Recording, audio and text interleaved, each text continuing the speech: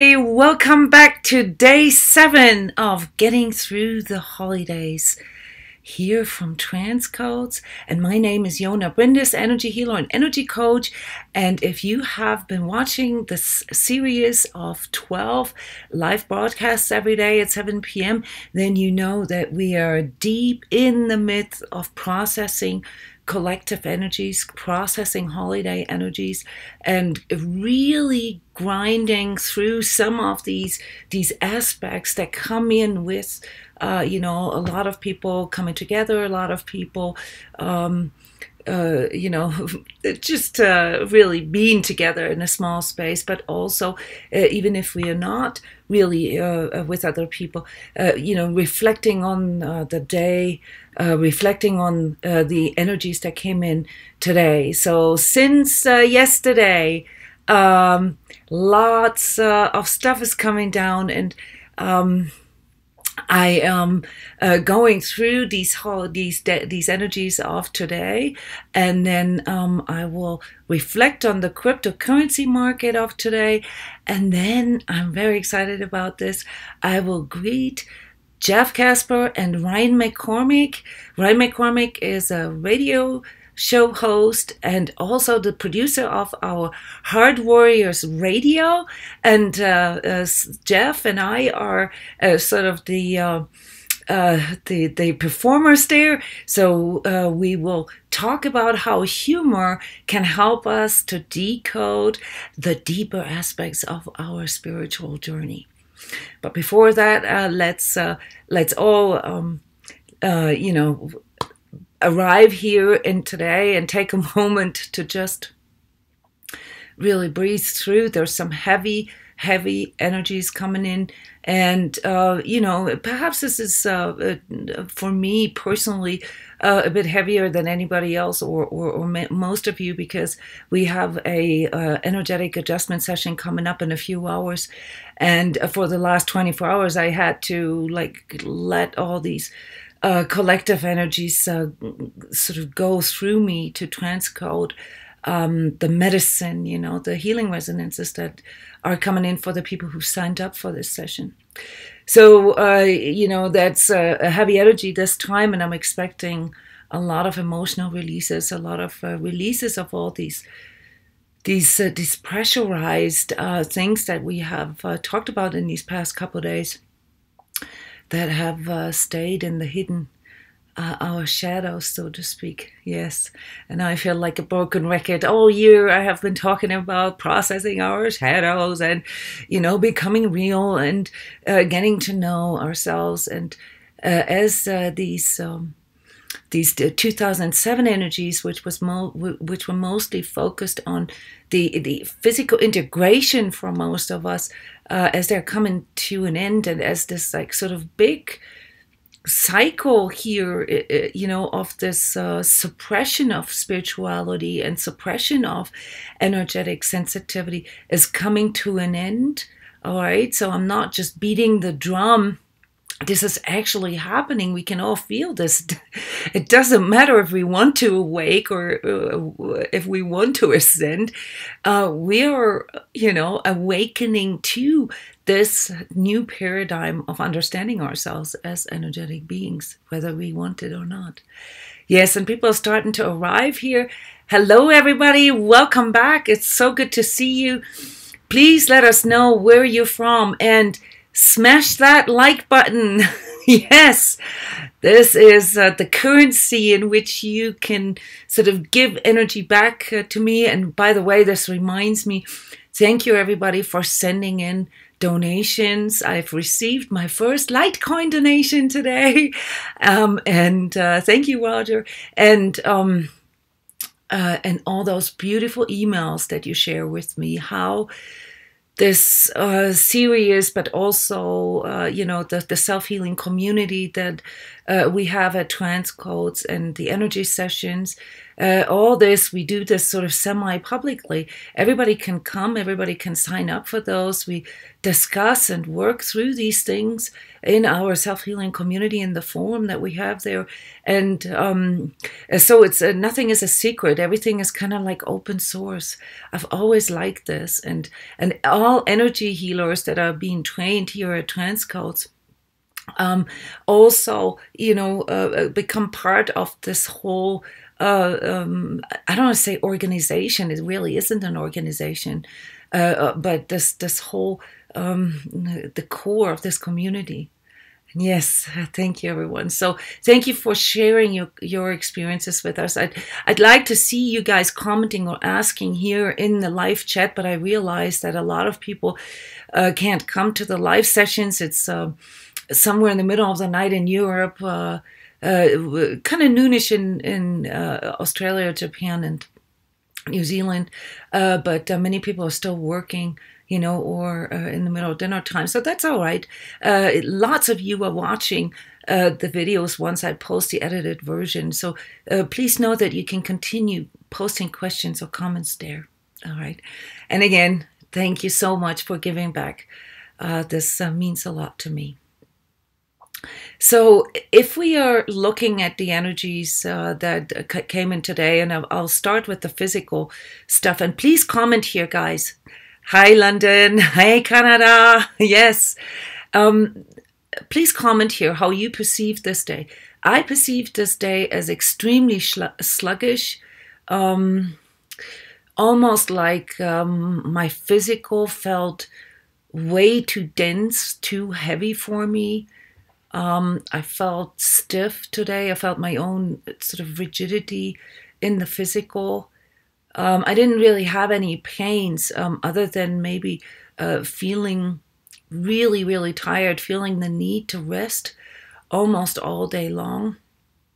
And I was trying to follow Rebecca's advice from last night to invite more playfulness and joy into my life. So I've played a lot of board games with my kids, and they beat me every game. So, but that was fun, I really enjoy playing games. So it's a wonderful opportunity to do this with my older kids and my younger kids. So yes, but I couldn't really get to this place of action. I was just sort of sitting there and being kind of slow.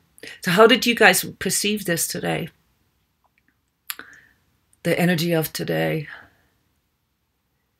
Did you feel the same way? Yes, and there's a little bit of a delay, so I just keep talking, and you can comment. I'll pick up on that. Yes, so there's also a bit of a seriousness that is coming in, and that has to do with the year-end energies. I've talked about this in the current energies for our sacred self-healing community. There's this thing that we evaluate towards the end of the year, and if we had New Year's resolutions at the beginning of the year, then we go back and we judge, and we go into our regrets and into remorse. And yes, Margajata is commenting with detached. Yes, detached, erratic, nervous. Okay, nervous is something that I was just going to add to it. You can feel sluggish and nervous at the same time. It's sort of an inner agitation, but that it doesn't really come into expression.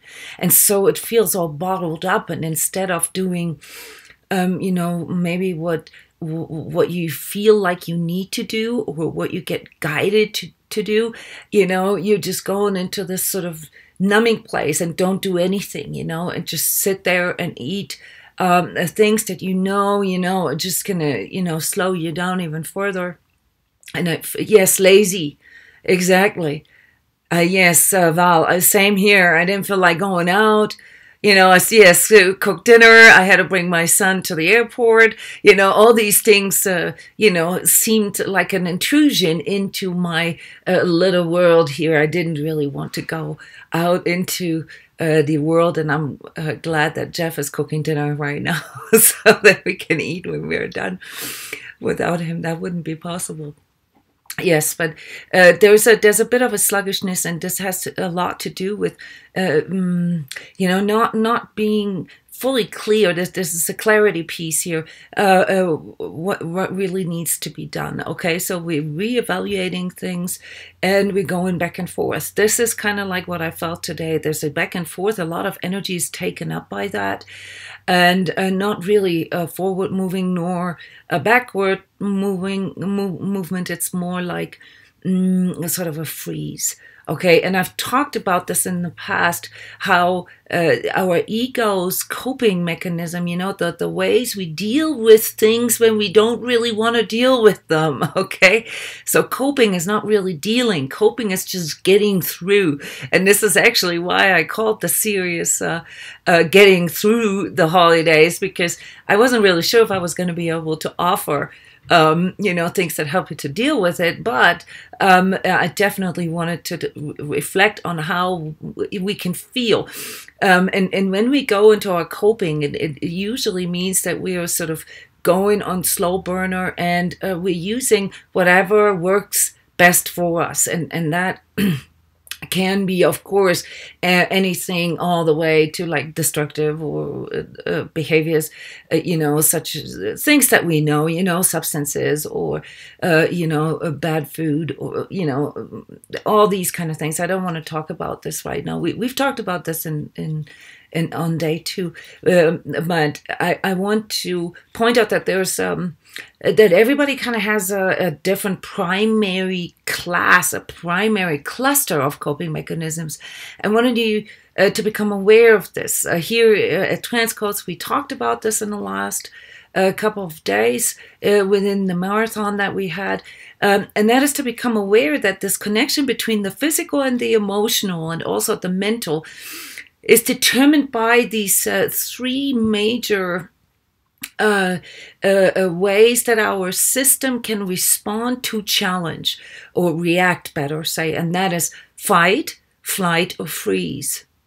And these 3 main or primary coping mechanisms, they're ingrained in our neurological system, meaning that they will kick in without us being aware of us, without us wanting, to react this way. And I asked the people who were in the marathon to maybe reflect on or try to find out sort of what is your primary coping mechanism? Do you, when something challenging happens, what do you do? Do you go into this like muscle through and go into resistance and go into fight and compete and whether it's with another person or not, or in your relationship or not, with yourself, it doesn't matter, with an issue, do you go full frontal against it and fight and sort of get a kick out of, last man standing and,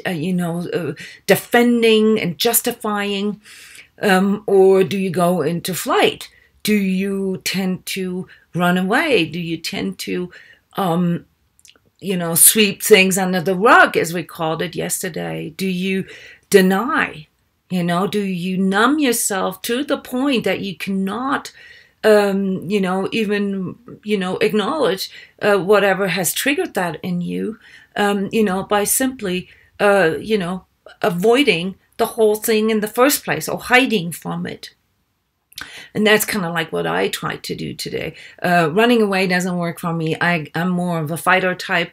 But the third primary coping mechanism, the freeze, that is something that I find myself in occasionally. And today I found myself there. And that was this sort of, I think some of you said detached. Yes, to like... it's almost like cutting yourself off from everything. So you're not running away, you're not going against it, but you're sitting there and you're dissociating from what is going on. And all you want is, just give me some space, and all you want is like your own little world, where, all these problems or all these things that you want to change, where they don't really, come into the forefront. So you want things to maintain a certain status quo. That is the freezer. And all three of these are directly linked into our ego. So if you begin to understand that, that your primary coping mechanisms, your ego coping mechanisms, as I call them, then you may become a little more understanding and compassionate with yourself and also with others. These primary coping mechanisms, guys, they are ingrained into our autonomous nervous system. All right, and it takes a lot of training to get past those. This is what we do here at transCODES, okay? So we practice this with every energy session. First, of course, through observing, and to even get into this place where you become able to observe them, and then to acknowledge them, and then to learn tools that allow you to disrupt these patterns that you use to get by, but that never really solve anything.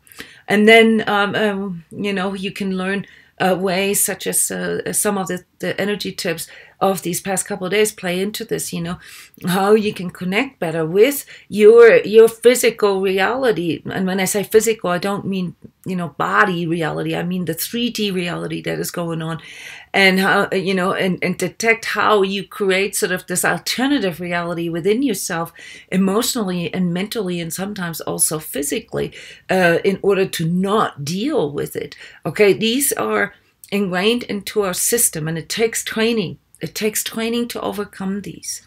But to give you a heads up, I did the energy forecast for 2018 today, and this is going to accompany us for the next year. Actually, for the next 3 years. So we're going to have to lift up that rug and clean up underneath it. That is our job here for this new paradigm that is coming in on all levels of existence. Okay, yesterday we illuminated the relationships and how we could do this there, with the renegotiating, reevaluating things and referring to, what is really important to me, what makes me feel loved, what makes me feel safe, and how can I find ways to go into fulfillment, get away from this just struggle, of having this job or having this relationship that keeps eating up all my energy, which I could use for manifesting, new inspiring things that I could use to align myself to abundance on a physical, emotional, mental, like wealth, health, and love level. And all these things I get sort of tied up in just dealing, or actually not dealing, namely just coping, with what our struggles are, with our suffering, and never really moving forward. So these are the subjects that are coming in here today, and I'm looking at my list. Some of you seem to have experienced this in this way that Val and I experienced this. Okay, not just sort of wanting to function on a bare minimum. That's kind of like a freeze thing. Some of you guys felt extremely energized, and I want to point this out because this is actually a very cool, almost funny type of phenomenon, and that is that when you actually begin to face things and when you actually begin to let go of all the things that make your life a struggle, you are going to experience, or you are experiencing, your energetic self free of all these burdens, of all these blocks. And guess what? If you've never consciously experienced this, you think something is wrong with you. I've had this happen here the last couple of days. People calling in, I just feel so good and so inspired, and my heart is pounding and my whole body is buzzing. Is something wrong with me? No. No.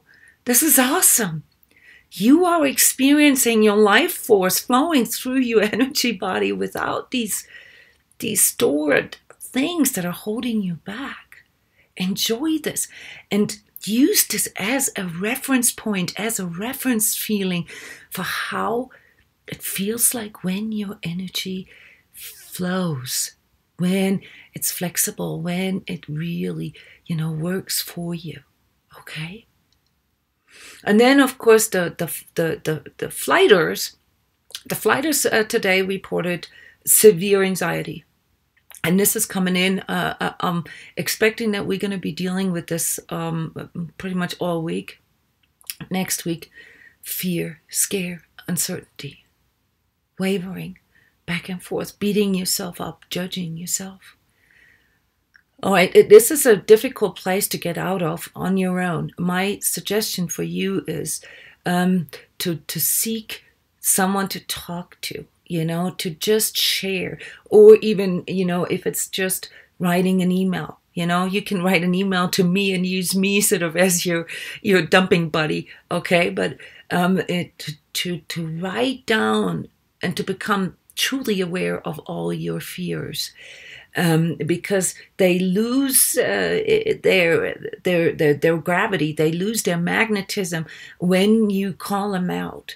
And as you do this, as you label them, then they become smaller. And then, sort of this more aware part of you can come back in and can say, actually, that is not such a real fear.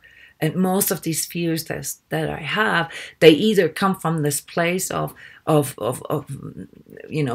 being afraid of not being in control, or they're coming from a place that is way, way back in my childhood. A lot of people still going through inner child stuff, karmic family stuff right now, and so forth. So understand that these things can be addressed bit by bit, but you have to get your energy first into a higher vibratory place. You have to shift your energy into the place of being able to respond and not react. React based on your autonomous nervous system. Respond based on your higher consciousness, the one that you have been working for. Okay, so this is my tip here, but we're gonna be able to listen and to the experts here in how to shift and how to decode the truth of our awakening process in a few minutes with Ryan and Jeff, who also my Heart Warrior buddies in the Heart Warrior radio show. But before we go there, real quick, the crypto update. Not much has happened today. There was a slight shift again. There's this wavering. There's the same observation that I made here on a personal level. Is this sort of reevaluating, going back and forth, but operating on a minimum level of existence. So nothing really went down. Nothing really went up. The total market capitalization almost stayed the same. There's a sideways movement. There's a waiting, and a getting into position. My tip for you is get into position.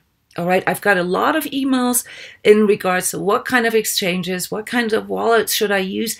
Guys, there's a video that I produced giving a general overview over these things. Please watch this. Don't ask me questions. I live in so-and-so. What wallet should I use? This is a waste of my time, because I've already talked about this and written about this like 100 times.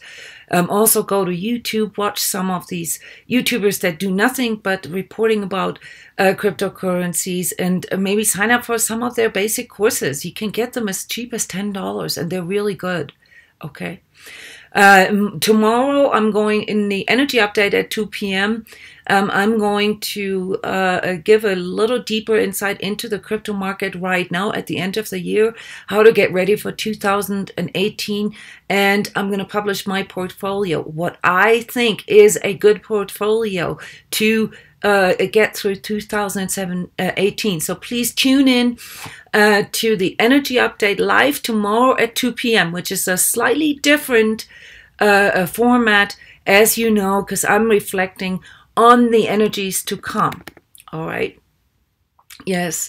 And if you have any questions, then please let me know. I'm calling in Ryan McCormick and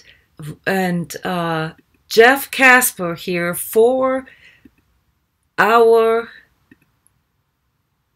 our panel guests. All right. And I hope I'm going to have to work on moving my head out of the way, because I'm not sure. Hello. Hello there. Hey. Welcome, Jeff Casper, Ryan McCormick, to day 7 of getting through the holidays. How are you guys? Can you hear me all right?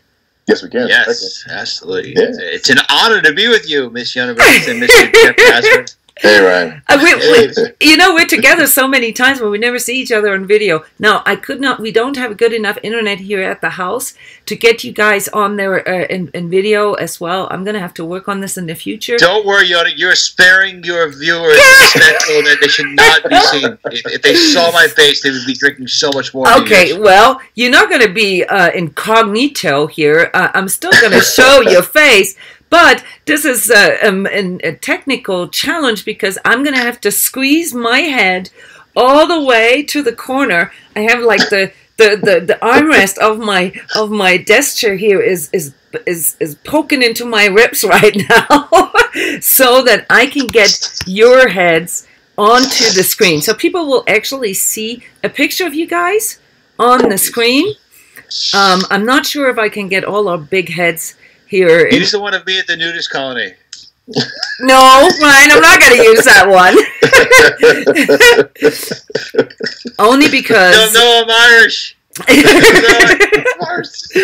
Okay, so you guys already get the gist here, okay? So there's a seriousness, of course, in a lot of the things that we experience.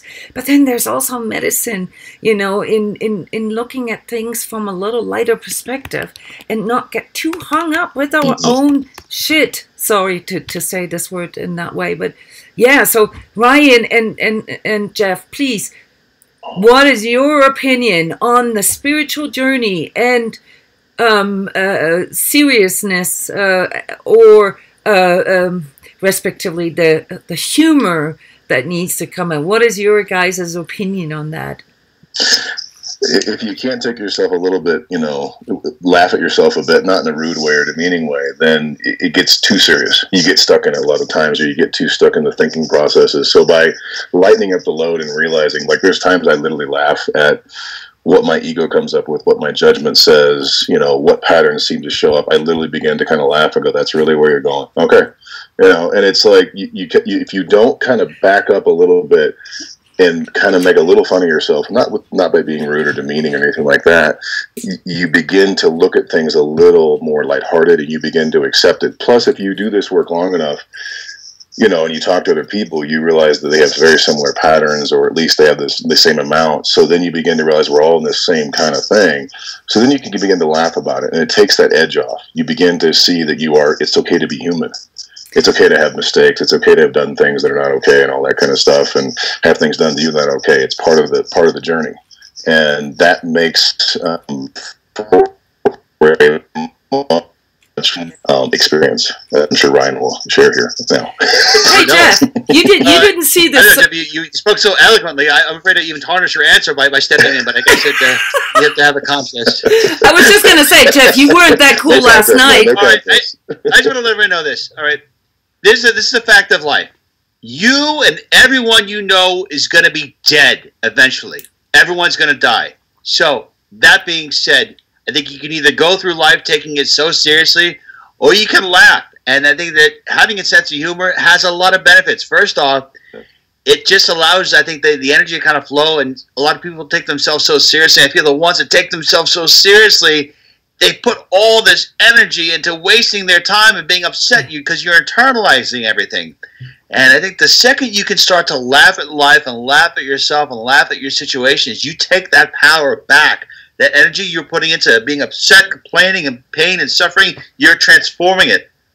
That's why stand-up comedy is such an amazing art form. A lot of those people up there are in serious pain. They're mentally crazy people. I used to be a stand-up comedian. I was horrible at it. But I was doing that in order to take some of the pain of my life and transform it to the good. So I think that anytime something really terrible happens to you, take every opportunity you can to laugh at yourself, laugh at the situation, take your power back. I mean, again, you're going to be dead. Everyone you know is going to be dead, so might as well laugh and enjoy life while you have it.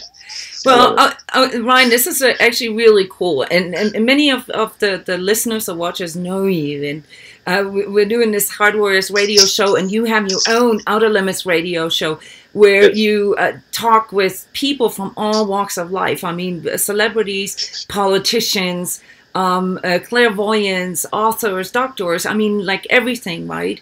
And you're very experienced in dealing with other people and with their issues.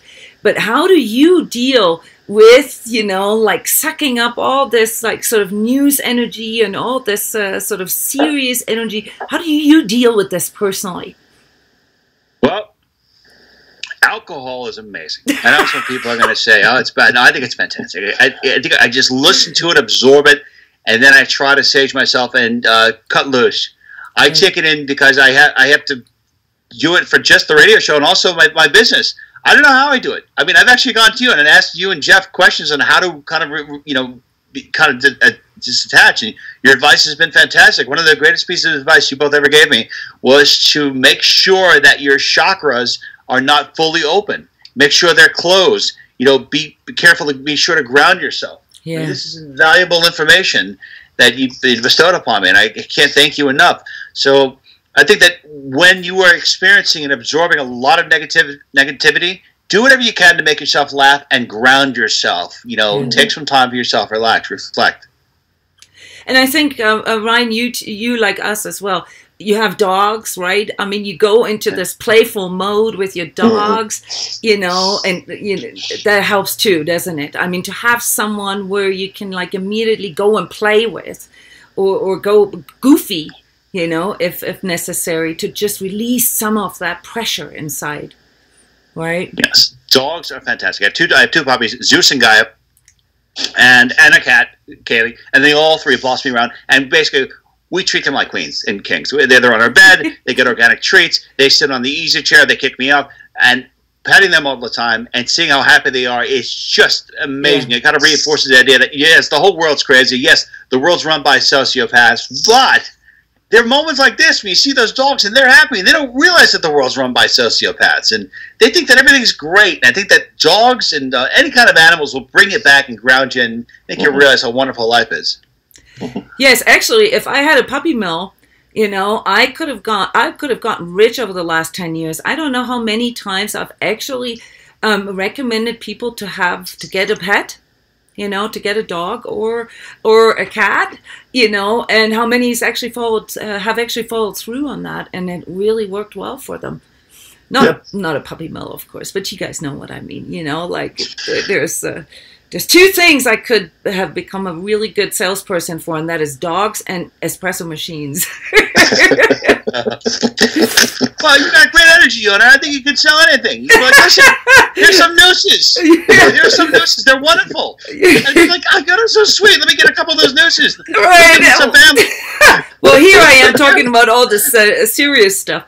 So, Jeff, I wanted to, and of course we're doing this deliberately here, but last night when the kids beat you in Risk Legacy, right? You weren't all that composed and all that sort of. No, not at all. I was real angry. Yes. So let's talk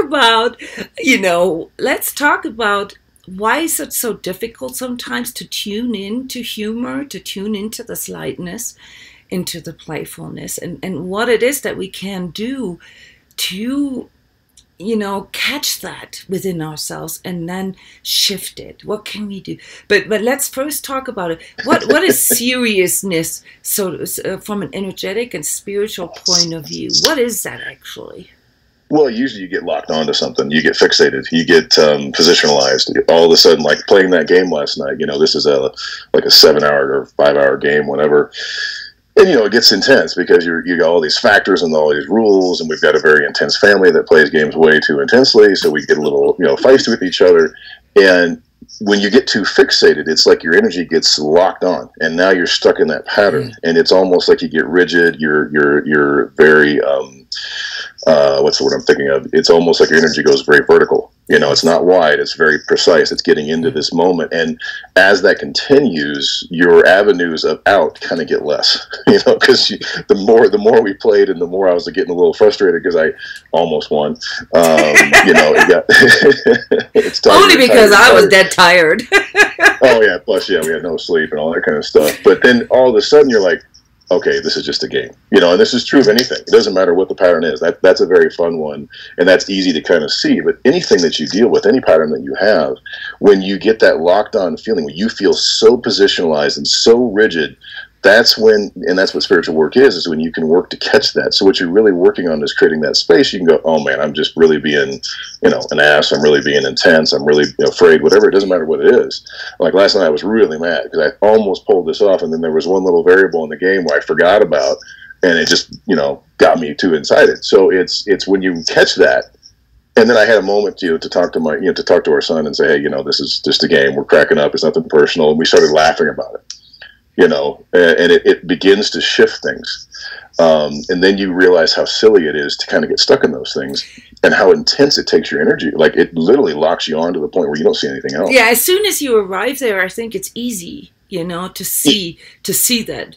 But, when you're stuck in that seriousness, then it's impossible sometimes to see that. I mean, like... If you have that moment of humor where you start to crack up about yourself, like I literally could step back a bit and realize how intense my energy was. I'm like, oh man, I'm getting caught up in a game. I'm getting caught up in something that, although it's fun based, I'm getting too intense about it. And then you can begin to laugh. And as you begin to laugh at yourself, not in a demeaning way or a judgmental way, but just to accept that you're human, that you have, as a human, you're pretty much guaranteed to make mistakes. You're pretty much guaranteed to be ignorant somewhere, quite a bit actually for most of us. And by realizing that, and like Ryan's been saying beautifully, is that you don't take things so seriously. You can step back a bit and go, why am I so locked up in? There's no point. It's just a game, and that's true of any pattern to a degree. It's I like how you say that. It's great, Jeff. It's great. Realizing that it's all playing a game, because I mean, a game, like, it can be in a negative way or it can be in a positive way. I talked about this yesterday a little bit when we talked about relationship stuff, and I said, it has started again. People are starting to play games again. They're trying to manipulate, they're trying to control, they're trying to cover up, they're trying to hide. Those are all games. And just like you described this with this narrow energy, you get so fixated on it that you cannot realize, how you're actually part of this game. And the only way out is to really, put a wrench in there, either from the outside, which usually doesn't go that well when somebody else puts a wrench in there, or, you really train yourself to do this. Ryan, since you've done stand-up comedy, did you actually ever go to like a training course or something? What did you learn? Oh, I did. I was learning about joke delivery, and it was, would do things, and you know what? A lot of people in my classes, they would do these jokes. They were kind of clean, and they'd want to, kind of go for the easy laugh, and I didn't like doing that. I like doing edgy material. My opening joke was just incredibly make people just very nervous, and I loved it because I loved pushing the envelope. So I wanted to go out there and see where I could go, and I guess the stuff I was doing is very edgy, and I'm very thankful that social media wasn't so dominant back then, because I think some of my stand-up routines would easily go on social media and be demonized. So I just enjoyed it. I think when you go up in front of people and you can try to make them laugh and provoke them, it's great.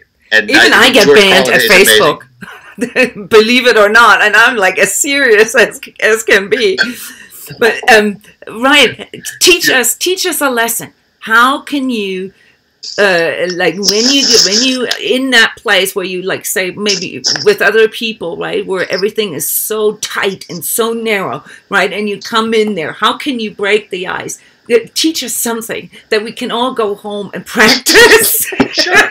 One of the first lessons is that the second you can laugh at yourself, you have disarmed anyone from saying anything about you. You've taken away the power of being, aware and being concerned what people think about you. Because I think a lot of people are very insecure. So the second you laugh at yourself, you have already empowered yourself in a way that most people are not and probably will never be. So that's the first thing. And the second thing is, if you could say something to someone that will make them feel happy or pointing out a compliment, you are empowering them. You're helping them to realize their own power.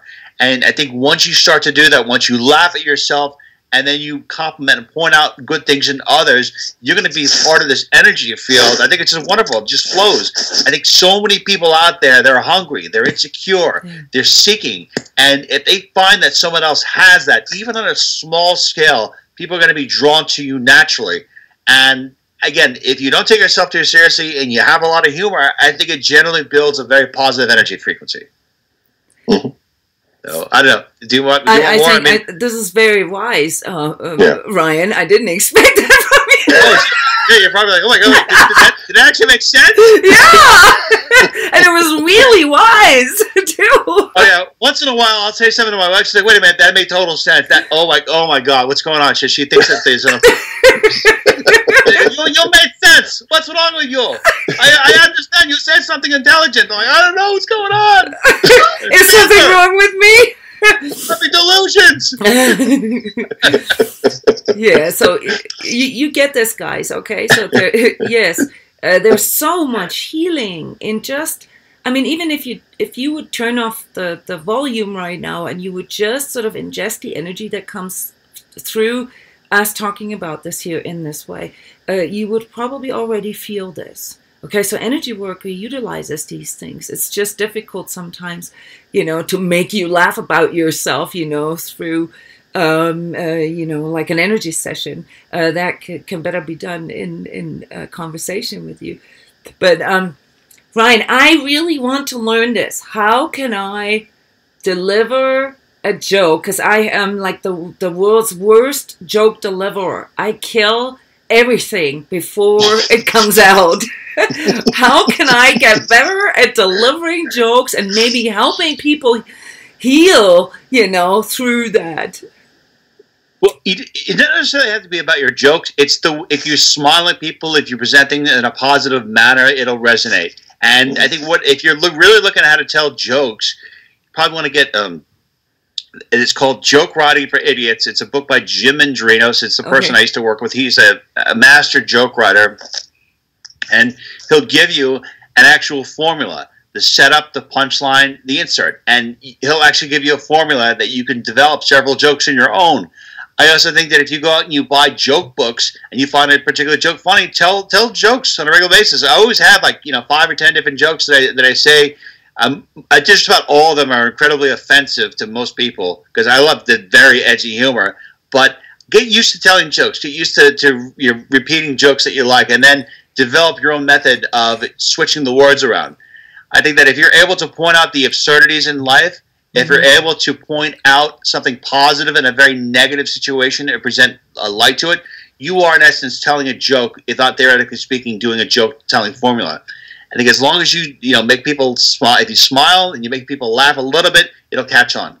So that's probably the best thing. And also watch George Carlin too. If you watch George Carlin, if you watch Bill Hicks, they're very intelligent the way they speak. And I feel that they were great metaphysical teachers, the way they were teaching, because they were using humor as a means of disarming a person's subconscious mind. They were making you laugh, but they were putting a lot of incredible information on. I think Bill Hicks was way ahead of his time, and George Carlin was way ahead of his time as well. Now, I've noticed with myself that part of my humor is very sarcastic. It's very degrading to a degree. It's I laugh. I think it's funny, but I don't really think, like from where I am today, that kind of humor is really appropriate, because I can feel it within myself. It comes from a place of superiority. When you said, get used to telling jokes, you know what joke came into my mind? Yep. What? Which one? This is a joke that Europeans make about Americans. Is it safe to say that? Yeah. Americans are all fat. They're all fat. No. They're brain dead. So go, throw it away. No. Can't wait to hear it. No. Here's how the joke goes. Do you know why Americans grow like mushrooms? Why? No. Because they're kept in the dark and fed with shit. That's awesome. But it comes from a place of superiority and degradation, right? So it's great. It's great. This idea of what's collectively speaking appropriate. I think that so many people are so wrapped up. They're so wound up. If you look at the movies that were from 20 or 30 years ago, people seem to be a lot more go with the flow. And if so many people are so upset about something, that's their problem.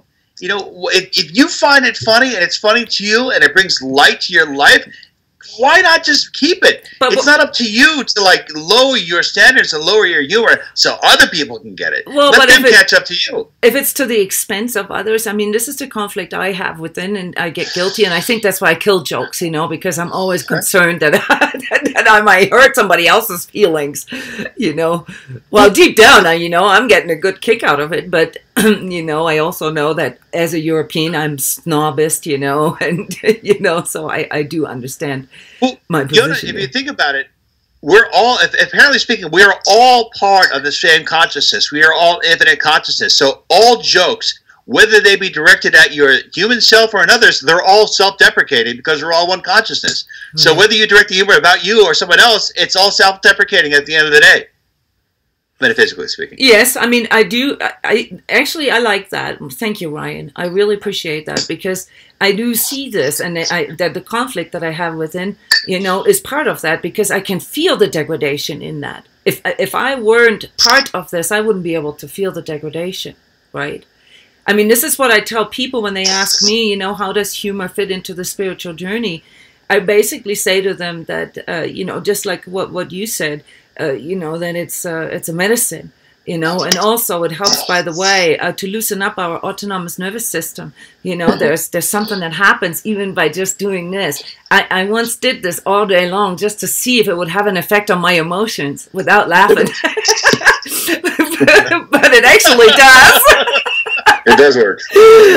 Yeah, smiling, yeah. But, you know, like, you know, why is it so, like... I'm missing an English word here, but why is it so not okay, you know, to bring humor into the spiritual journey? Why does this have to be all mystical and all woo-woo and all, you know, why?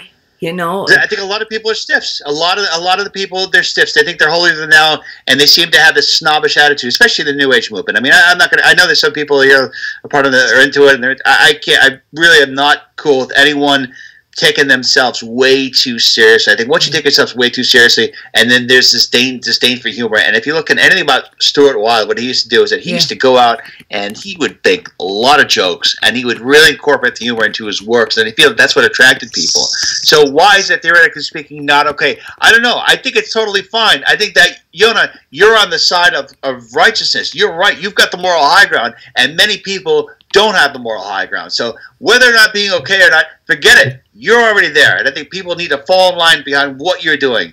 And so keep up the great work. Keep on bringing the humor. They'll catch on eventually if they're smart. I think, yes, you know, I think as long as someone is not, you know, like really demeaning. There are some jokes, like, you know, sort of sexual jokes, for instance, gender-related jokes, that can be very demeaning, you know.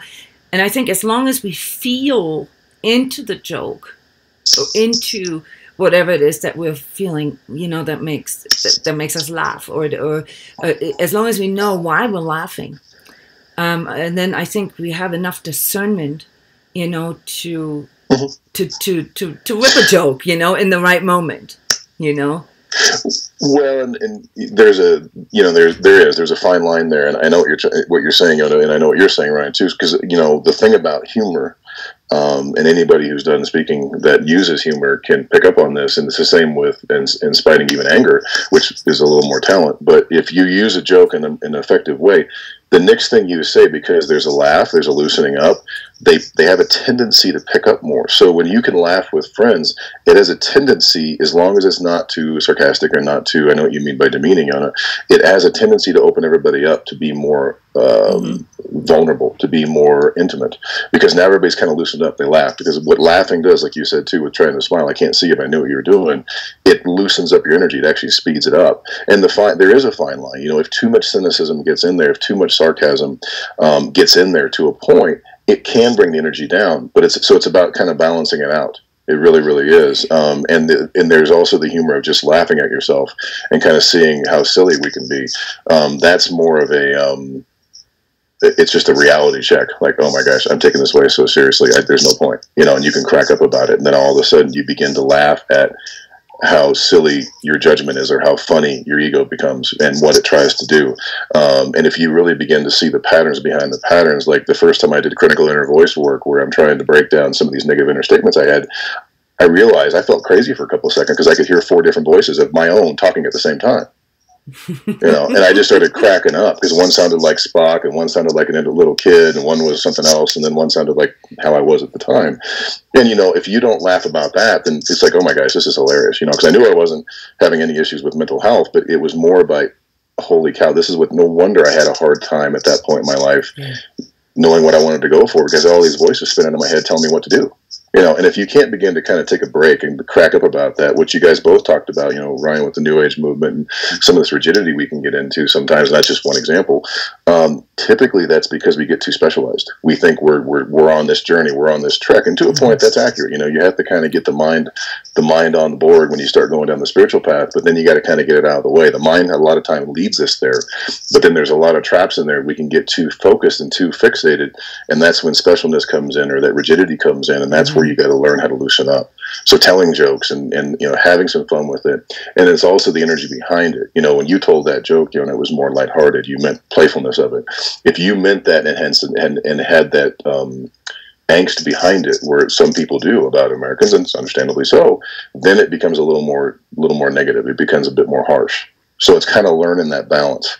And being playful with it. So it's a fun thing to learn, and it's something that if you learn how to develop it, you can begin to kind of crack up. Even if you've had a moment where you went full on ego and, you're just stressed out of your gourd and you say something stupid, like playing a game and, losing it and starting to yell at people for no point and, 3 o'clock in the morning like I did last night. You can kind of crack up, and just go, okay, all right. Yeah, so a lot of people here are commenting. So Janelle says humor in truth was laughing at yourself breaks through all barriers and all masks fall off. I love that, Janelle, because that's another power of humor. It's not just healing and loosening up like Jeff and Ryan talked about.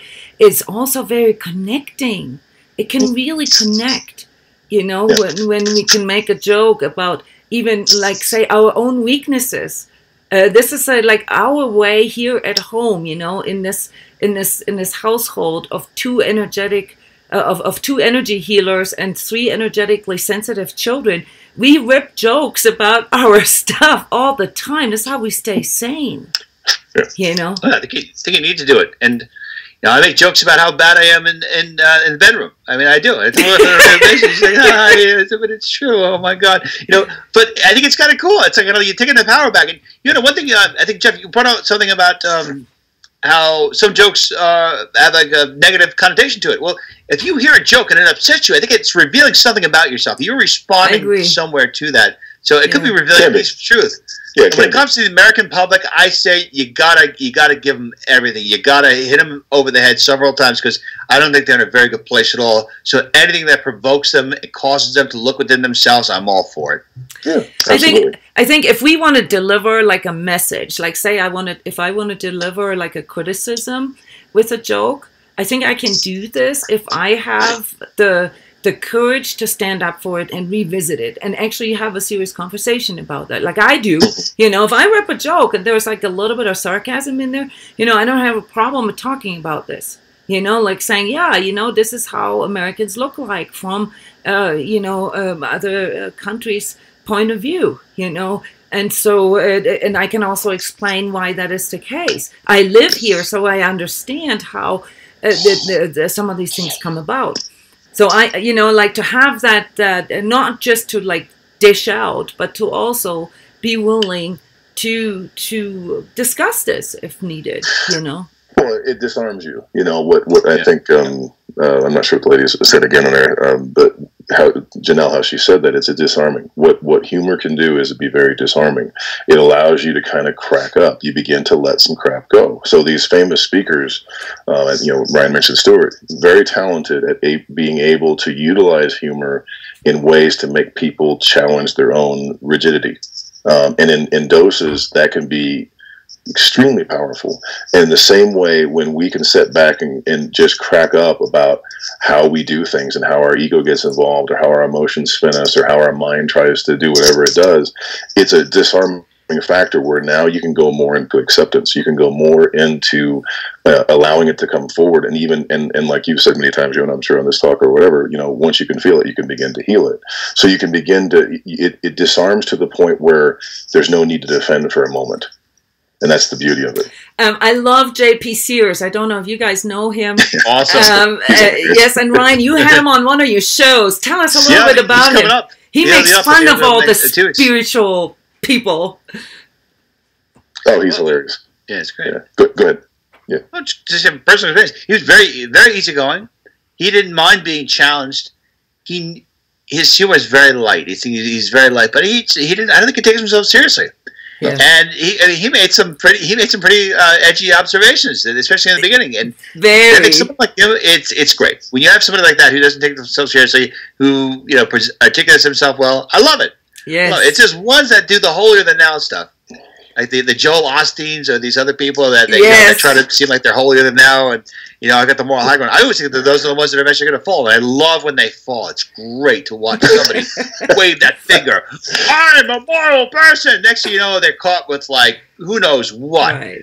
But I think that when you come from the place of humor, and you already put yourself at a low level, and you have no expectations. If you do something that's good, people are going to be unexpected. They're like, wow, that's wonderful. And if you do something that's not so great, it's like, we didn't expect much out of them anyway. So, be humble and have low expectations. There's some the coach in me, of course, has something else to say about this, but I know what you mean. Here Sheila says. I'm sorry, I'm corrupting. No. Sheila says, for instance, I feel like that humor helps me to stay out of my specialness. I think that's very wise to bring this up because, part of that phenomenon that you just mentioned, Ryan, right? When you put yourself on a pedestal and you put yourself up there, the air gets thin and the pressure gets high, right? And, there's a form of specialness there. The more sort of a superior and the more special you are, the less space you have and the more narrow you become. And so that's why, these people, and this is, I think we all love it when people fall, that have put themselves or that were put on a pedestal, because it is sort of an equalization again. It feels unnatural, to have these people that are constantly on a moral high ground and never have any flaws and never make any mistakes or anything like this. It just doesn't resonate true with us because we don't ever experience anybody like that, and that's why. I tried it for about a few weeks. It doesn't work. Weeks or years? Did you say weeks or years, honey? You're right. Probably a couple years. No, but I think we all did. It's okay. That's all part. That's a big part of our journey, really, to discover that specialness in us that we all have to a degree.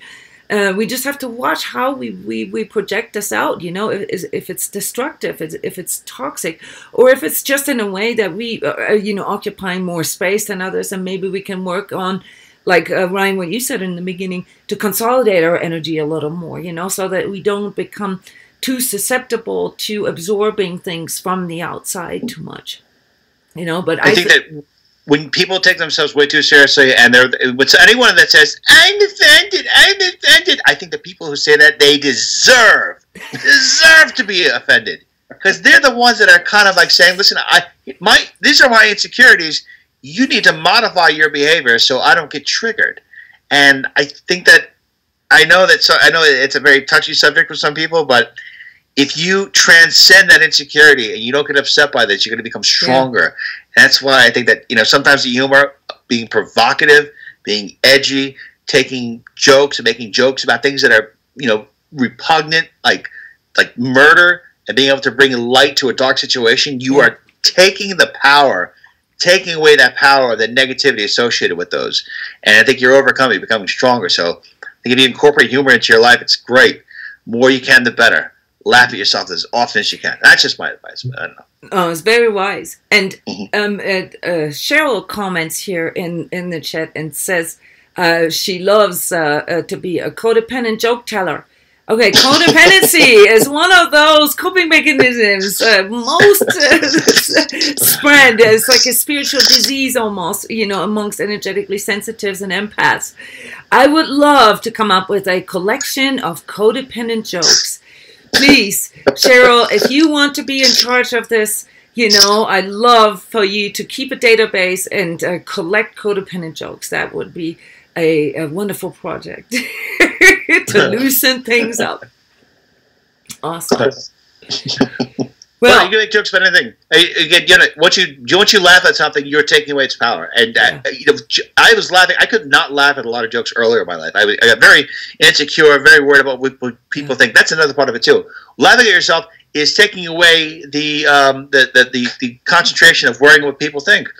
When you are in a state of perpetual insecurity and you are in that state of fear, you can be easily agitated. That is exactly where the fascist controllers want you to be. Yeah. Because once you are worried about that, you cannot focus on what's going on in your reality. And there's that thing called the state of fear. It's a trap. I think it's part of the matrix frequency where you're in that state of fear, insecurity, you can't see. Once you get beyond that and you feel good inside and you rediscover that divinity within, that infinite power within, and you listen to your coach. Go to transcodes.com. Please go to that Heart Warrior program. It's going to empower you so much. Once you find that inner power, you could really start shaping and changing your reality in a way that you probably didn't expect. So I'm just saying, if you can, try to get out of that fear, that fear of now. And that actually answers the question from the beginning, right? Why is it so hard for us sometimes to see this? To actually realize that we are like stuck in this narrow path, in this rigidity, in this seriousness. And that's because we are probably too busy with our fear or with our anger or with our victimhood, And most of the time, that is not even anything that we are seeing either. It's something that, like Ryan brought this in, that is induced or conditioned, through the environment or through the society or through the collective. So that's why, guys, collective energy updates are useful, because, if you get just a little bit of a heads up of sort of what everybody else is experiencing, it's a lot harder to take yourself too seriously, because if you know that everybody else is going through the same stuff, then it becomes easier for you to let go of it.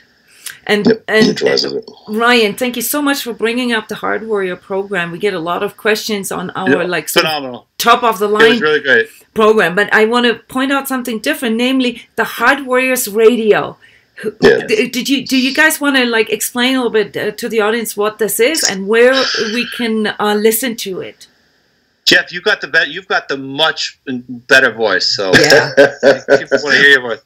Well, no, it's just it's a show where all three of us really talk about specific issues in the journey. We interview people that are kind of on the cutting edge of various focuses in various areas, like nutrition, diet, psychology, counseling, so forth, all kinds of things, and where we really try to feel out and work through some cutting edge stuff on how to really develop yourself, how to really help yourself heal. And it's a lot of fun, because all three of us laugh a lot. We have a lot of fun, and we work together quite a bit. So it's really an entertaining experience.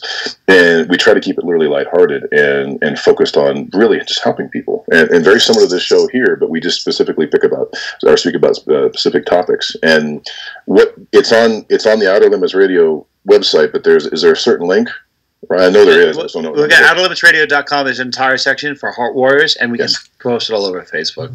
Yeah, it's fun. It's a lot of fun. I have a blast. So if you ever have a sleepless night or get too serious about yourself, then tune into outerlimitsradio.com and click on the tab for the Heart Warriors Radio, soon to be aired as iTunes and Lip Sync podcasts, hopefully. Yes. And of course, it's on the right now. People can go to it, and we're just going to keep on adding more shows. That's awesome.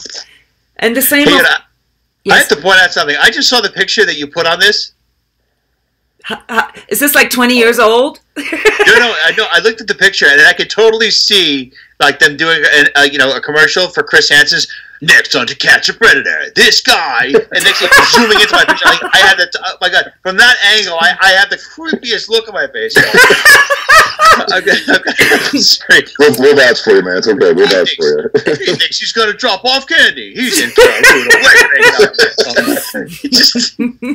it's so scary. Oh god! And, come back to something positive. The Heart Warriors program, I love it. I mean, because we've had you on the Outer Limits of Inner Truth several times, and it just works. We always get a tremendous response. So the fact that you guys are adding your own, keep on elaborating on your posts and what your teachings and bringing guests on, I think it's taking the consciousness in a different direction. So we love it.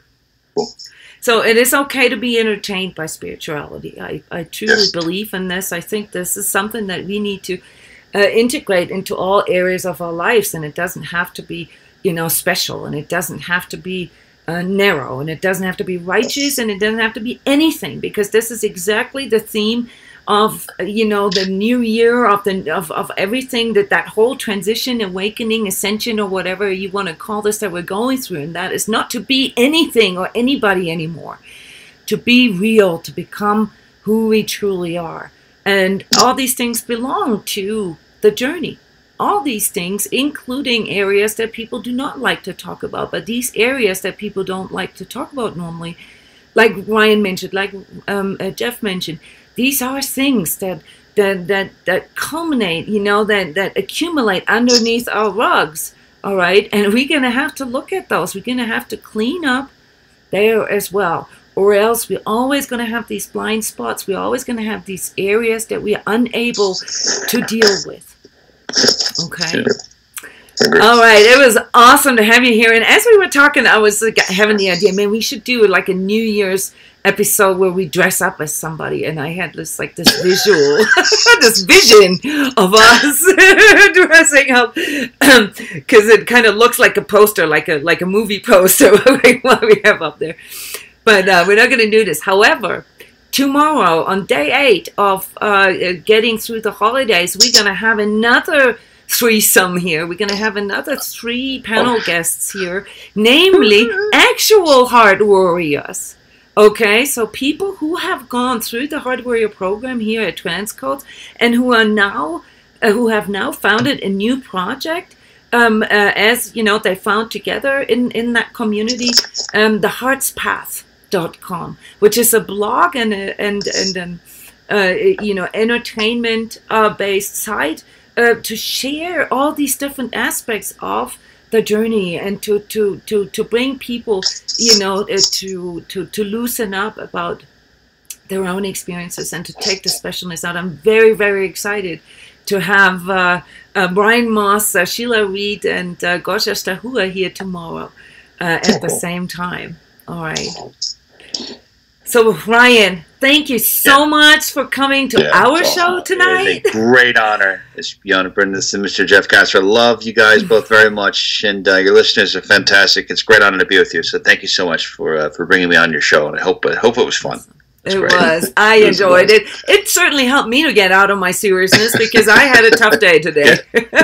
Listen to George Carlin. If any of you are on YouTube, listen to George Carlin. Listen to his best bits. You'll laugh. Bill Hicks is great too. Okay. And if you also watch videos of people doing something stupid, like a show called Ridiculousness, all these things could trigger you to be in a good mood. A 2-minute clip of watching someone fall down a flight of stairs could be like one of the most rewarding things you do. It'll pull you into a very good place. Chances are it'll be me from like 10 years ago. Thank you for your wisdom, Ryan.